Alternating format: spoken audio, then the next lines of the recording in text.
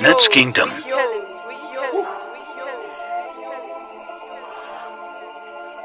Fuck that house now. I'm back.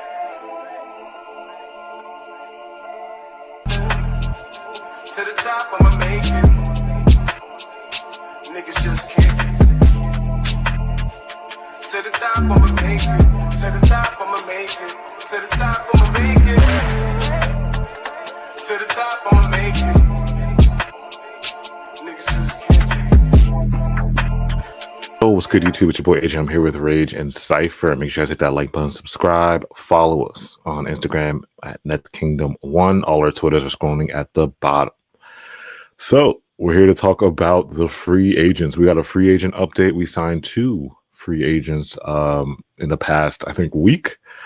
So the first one we want to talk about is Ricky Council the 4th. It's the 4th, right? Not the 5th. I'm bad at Roman numerals. It is the 4th. It's the 4th. All right. So Ricky Council the 4th. The Nets signed. He signed a 1-year deal.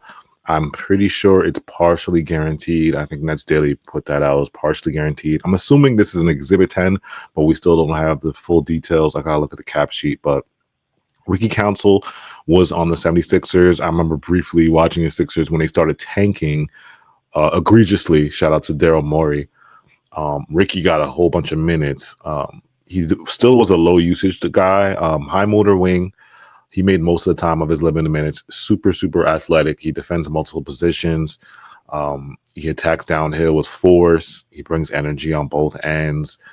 He's just one of those kind of like toolsy but athletic wings that doesn't really, I wouldn't say he should be confident in his shot, but he can at least take them. But yes, like, what are Ricky's stats? And then what was your opinion on the Nets signing Ricky? Like, what was your reaction? I mean, I didn't really have like a strong reaction to it. Yeah. I mean, look, we're at the stage of the season where they're just signing young players that were bad on their previous teams, but had some kind of pedigree or upside earlier in their careers, and they're just checking to see if there's something there. We did this with Keon Johnson. We did this with Trenton Watford, Jalen Wilson, all that. Zaire Williams. With Council, okay, so he's 24 years old. I think he actually, happy birthday, Ricky Council. He's 24 today, August 3rd. Oh, wow. Happy birthday. Happy birthday, Ricky. Yeah. The 4th. Yeah, and so look, last year, it's hard. Okay, he played bad for the Sixers last year. 7 points, 3 rebounds, 1.3 assists, 38% from the field, 26% from 3, 80% from the free throw line. Now, he was bad, had some good defensive instincts, but just generally bad. But the year before that, his rookie year, he shot 48% from the field and 38% from 3. Now, he also did barely play, only play like 30 games, 9 minutes per game. Yeah. So, was Ricky Council, did he play badly because the Sixers were just a bad tanking team? Or under like a better system, could he have like more upside? Yeah, that's why I think about Ricky, because it's like, can we really judge him on a tanking team like correctly? I mean, ultimately, it's an interesting situation, like we've kind of talked about, like with Ricky. Yeah. Like, you know, it was just like Philly was just like a really, really unstable team over, like, you know, they've kind of just been like unstable over the past like few years in terms of like actually having like guys healthy, and especially like this last year, like it was really kind of like weird. But like Ricky ultimately could, you know, only 24, like that's still a really young basketball age. Like, I mean, we see guys all the time throughout, you know, in the league that just need like a, you know, change of scenery. So, I mean, to get a guy of like, you know, kind of like motor like this, who kind of like fits like our kind of style, especially what we've seen, you know, with Jordy and like how we played this last year, like, you know, this could be really good for Ricky and the whole like scheme of things. Oh, go ahead, Saif. I don't know if you were done. Oh yeah. So look, there's no risk to this. This is like usual stuff. They're just gonna see what he looks like during training camp. Maybe they'll convert him. Probably not, because like they are running out of roster spots. Like there isn't really much opportunity on this team. The Nets just drafted 5 rookies. I will say this as an interesting fact about him. So Ricky Council the fourth. You'd assume that means he is like the fourth generation Ricky Council. But it turns out his father is Ricky Council the first. And he has two older siblings that are named Ricky Council the second and Ricky Council the third. That's crazy. His father just named his three kids after himself. And just named him Ricky Council the first. It's just two generations.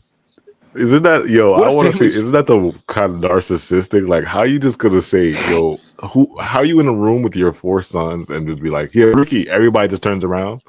Like, what is it? The first, the second, the third. Like, how do you call them if you're? Well, did the mom just not care? Yeah, that's what I'm gonna figure out. Like, how do you just all call your sons Ricky Council? Like, I don't. 4, 3, come here. 3. I need you to clean your room. 2, where are you? 2. And it's not like a Lonnie Walker. Like Lonnie Walker is like a true Lonnie Walker to the fourth. Yeah. Like his father was the third, his grandfather was the second, and then his great grandfather was the first. So that is like actual like legacy generational stuff. Him, it's like he didn't want to do that. He's just like, hey, there's going to be a Ricky Council the fourth, and I will make sure of it. Yeah. Last thing before we get on Fanbo Zhang, the roster spaces on the lit, like with Ricky, it's 19, I believe, or is it 20 with Fanbo? I believe we have 20 guys right now on roster, and I know you can take up to, what is it in training camp? 20, 22, 21, I think. 21. Yeah, I think we are at 20 so far. We're at 20, so I think we have this is where I'm like, okay, with the CT, I know this is a whole nother video, but with the CT kind of thing and the balance, it's like the Nets are still kind of stacking up on the roster spot. We still have cap space open. So it's very kind of interesting what Sean is doing right now with these training camp. Like I said, these deals could be, meaningless, partially guaranteed training camp deals, but it's still roster space at the end of the day. So it's like you're going to have to cut people and add people. I think they're all non-guaranteed. Like, there's no reason for him to waste cap space on guys that that aren't going to be on the team. Yeah, right. Yeah, and we'll see them. We'll all see them get an opportunity. So, I mean, we got preseason. They can go they can go into preseason. So, yeah. All right. So the next guy, shout out to Scotto, who broke this news. The Brooklyn Nets have agreed to a deal with Fanbo Zhang, one of the best prospects in the CBA. I'm gonna read it right here. Sources told Hoops Hype the 22-year-old 6'10" forward averaged 14 with the Beijing Ducks. Zhang went undrafted in the 2022 NBA draft, but since then he has played for Beijing Shaojiang and has seen his stats improve. Zhang's coming off his best season overseas. At one point in time, he attended the NBPA Top 100 camp in 2019, showing his potential. That's from shout out to Sharif Keaton. So I remember hearing Fanbo Zhang's name like a couple months ago that we signed him right after the draft, but then I don't know what happened. It kind of like disappeared, and it kind of went away, and then. Fast forward to today, it's like, last year, I guess it was 2 days ago that we got the news about Fanbo. What did you guys' reaction to that? And I guess, like, I'm assuming this is a training camp deal, if he makes the team or not. But do you guys think he has potential to make the roster? Hey, now this is interesting. Like, obviously, like, there's nothing like, there's nothing like too much in terms of like what we're obviously going to know at a professional like level in terms of the NBA. But I mean, just watching this guy's highlights, we got like, this dude has a bag. Like, this might be the new and improved Utah. Like, the shot is nice. The shot is nice. It's fluent. He's got some athleticism. He can move. I mean, got a, like I said, got a bag, got some, can get to the, can get to the rim and shit. So, hey, there's a little bit of it. There's a little bit there, but nothing really to expect too much. It's interesting with that. The new Utah. Shout out to Utah, the shooter club. Go ahead, Saif. Yeah, I had no strong reaction per se. I mean, it's just a signing. He's probably not going to make the team. I'd be surprised if he made the team. Mm-hmm.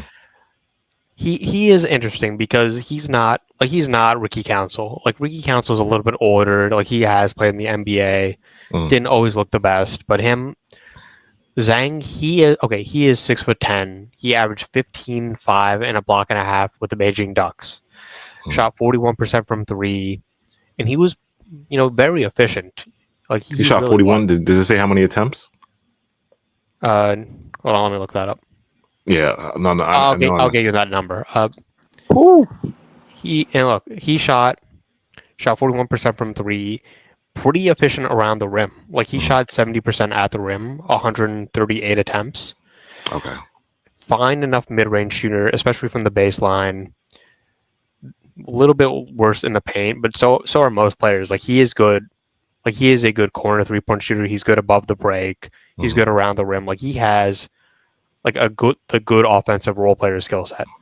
I think if his athleticism and shooting translates in the NBA, like he could be a good player.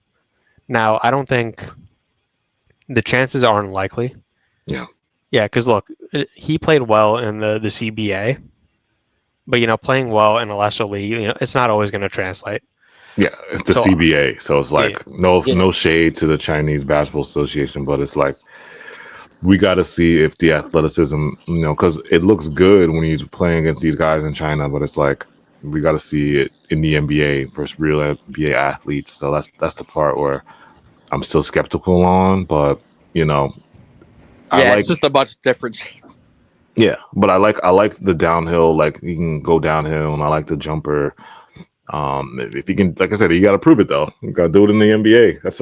That's what I'm waiting for. Like I'm skeptical on him, and if he makes the team, I'll be slightly kind of shocked. But if he makes the team, he would have to really dominate training camp. Yeah, he would have to really show something.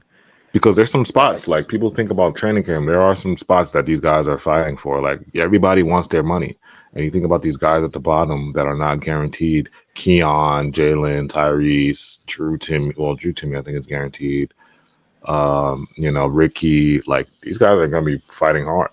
They're not going to be and obviously it's a lot of these guys that you mentioned too, AJ, like these are not guys with like necessarily like high, ceilings. So it's like there's these guys have a pure opportunity that if they outplay these guys that, they actually do get a roster spot. Although we are, 20 deep so far, like, we still are able to like, obviously, filter out the guys that we need and also still figure out like, like the rest of our roster, So, I mean, we'll have the opportunity to see, obviously, who looks better and who doesn't. But, at least these guys have the opportunity, like, and we don't have the most skill on our team. So it's like, they got the chance. They got the chance. Yeah.